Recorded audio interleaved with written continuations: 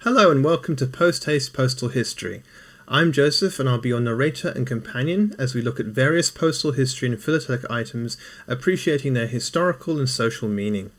Today we will be looking at a letter that comments on the infamous Macnaghten trials of 1843. In 1843 the United Kingdom was gripped by a tense and restless national mood that was shaped by economic hardship, social unrest and fears of political violence. The Hungry Forties brought widespread unemployment and poverty, fueling the Chartist movement's demand for democratic reforms, which culminated in the 1842 Plug riots. Urban overcrowding and cholera outbreaks deepened public despair, while Queen Victoria's survival of 3 assassination attempts between 1840 and 1842 only served to heighten public anxiety. Amid this, reformist voices such as Edwin Chadwick, whose 1842 sanitation report exposed dire urban conditions.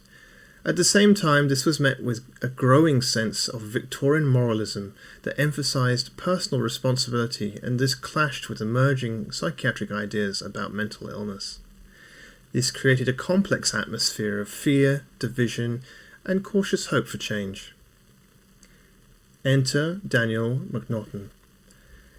Daniel Macnaghten, born around 1813 in Glasgow, Scotland, was a wood-turner and small business owner whose life unravelled into paranoia and delusion, culminating in a notorious crime.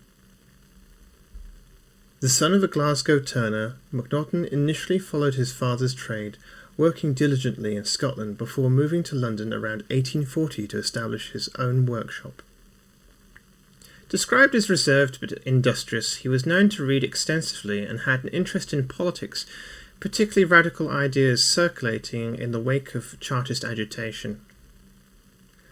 By 1842, however, Macnaghten began exhibiting signs of mental instability, confiding to acquaintances that he was relentlessly persecuted by the Tories, whom he believed were spying on him, sabotaging his business and plotting his demise. These delusions, later diagnosed by medical experts as a homicidal monomania, we would describe today as delusional disorder or perhaps paranoid schizophrenia.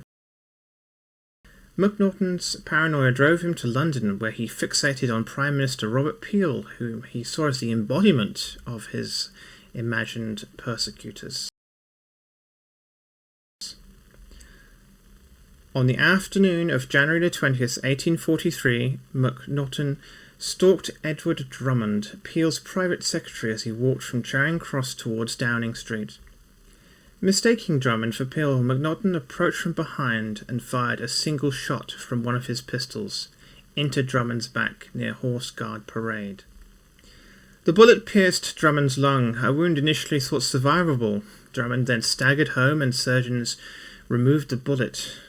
But alas, he died 5 days later on January 25th due to infection and other complications. As Macnaghten attempted to fire his second pistol, Police Constable James Silver intervened, tripping him and causing the second shot to discharge into the pavement. Bystanders assisted in subduing him, and he was arrested and taken to Bow Street Police Station. During his arrest, Macnaghten rambled about Tory persecution, saying, "The Tories in my city follow and persecute me wherever I go. They wish to murder me." The crime shocked the nation, already on edge from recent assassination attempts on Queen Victoria and the broader unrest of the era. Newspaper headlines captured the public's horror and fascination. Prime Minister Robert Peel, deeply affected by the loss of Drummond, a trusted aide, expressed private grief and alarm, reportedly telling colleagues, "This outrage demands we strengthen our laws to protect the public and ensure justice." Charged with willful murder, Macnaghten pleaded not guilty by reason of insanity at his trial on March 2nd to 3rd, 1843, at the Central Criminal Court, the Old Bailey, presided over by Lord Chief Justice Tyndall alongside Justice Williams and Coleridge. The defence was led by a prominent barrister, Sir Alexander Cockburn. He presented extensive evidence on MacNaughton's mental state, including testimonies from medical experts like Dr. Edward Monro, Sir Alexander Morrison, and Dr. Forbes Winslow. These experts argued that MacNaughton suffered from morbid delusions, specifically monomania, which deprived him of control over his actions. Witnesses from Glasgow also testified to his odd behaviour and persecution delusions. The prosecution, led by Solicitor General Sir William Webb Follett, argued that MacNaughton's insanity was partial, limited to political matters, and that he was still able to distinguish right from wrong, making him legally responsible. However, when the Crown's own medical witness, including Dr. Forbes Winslow, concurred with the defence's assessment of MacNaughton's insanity, Follett withdrew, stating, "I cannot press for a verdict against the prisoner." Tyndall's reasoning and key statements follows. In his charge to the jury, Tyndall provided clear guidance on the legal standard for insanity, emphasizing the defendant's mental capacity at the time of the act. He stated, "The question to be determined is, whether at the time the act in question was committed, the prisoner had or had not the use of his understanding, so as to know that he was doing a wrong or wicked act. If the jurors should be of the opinion that the prisoner was not sensible at the time he committed it, that he was violating the law both of God and man, then he would be entitled to a verdict in his favour. But if on the contrary they were of the opinion that when he committed the act he was in a sound state of mind, then their verdict must be against him."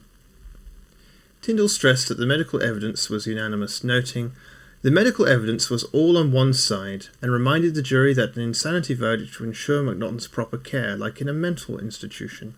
This framing underscored his view that the law should account for mental incapacity whilst protecting society.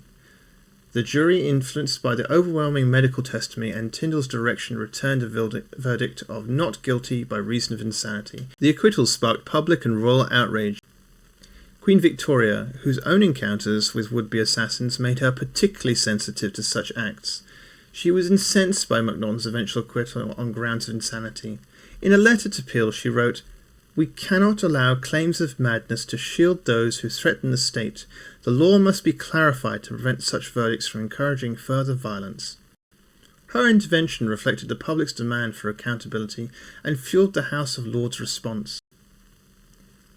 This led to the House of Lords establishing the MacNaughton Rules, as articulated by Tyndall on June 19, 1843, consist of 5 key principles, with the core test encapsulated in the following statement. To establish a defence on the grounds of insanity, it must be clearly proved that at the time of committing of the act, the party accused was labouring under such a defect of reason from disease of the mind, and not to know the nature and quality of the act he was doing, or if he did know it, that he did not know he was doing what was wrong. The full response to the House of Lords questions includes these specific points. 1. Presumption of sanity. Every person is presumed sane and responsible for their actions unless the contrary is proved. The burden lies on the defence to demonstrate insanity. 2. Cognitive test for insanity. To be acquitted on grounds of insanity, it must be shown that at the time of the act, the defendant was suffering from a defect of reason caused by a disease of the mind. This defect resulted in either an ability to understand the nature and quality of the act, or if they understood the act not knowing it was wrong. 3. Delusions and partial insanity. If a defendant was under a delusion but otherwise capable of reasoning, they are liable to the same extent as a sane person, unless the delusion directly caused the act and negated their understanding of its nature or wrongfulness. For example, if MacNaughton's delusion that he was persecuted led him to kill, believing it was self-defence, he might not know the act was wrong. 4. Medical evidence. While medical testimony is relevant, the question of insanity is ultimately a legal one for the jury to decide. Guided by the judge's instruction, jurors are not bound to accept medical opinion but must consider them. And finally 5. Instructions to the jury. Judges should direct juries to consider whether the defendant at the time of the act lacked the capacity to know the act was wrong due to a mental illness. If the defendant knew the act was wrong, they are criminally responsible regardless of partial insanity. Shaped by the era's anxieties and moral framework, these rules became a cornerstone of criminal law, balancing public demand for order with emerging psychiatric insights, and their influence endured across the British Empire and beyond. So now let's look at the entire that's connected to the MacNaughton case. So what I have in front of me here is a 1843 entire, possibly with a page missing, sent from Fern P. Hutchison in London to Lady Charlotte Elliot in Minto, Harwich, which is in the Roxburghshire county in Scotland. As we can see here, postage has been paid with a penny red, an 1841 penny red, with letters HF, and it's got a distinctive London Maltese cross on it in black. So I'm going to open up the letter, which will have a look at the relevant information.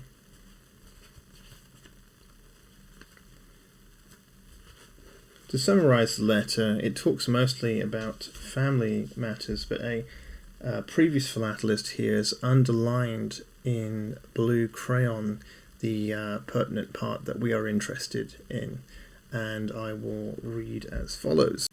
Oh dear me, I must go and see what is to be done to MacNaughton. N. Tyndall, whose father, the London Court Judge, tries him, told me the other day that he really thought he would be acquitted, as there is such quantities of medical evidence to prove he was insane. Won't it be strange if they do, for they know he was quite mad at the time. This therefore makes this letter an interesting historical tie into law, crime and punishment. I hope you enjoyed this video. Please like and subscribe and leave a comment. Thanks for watching.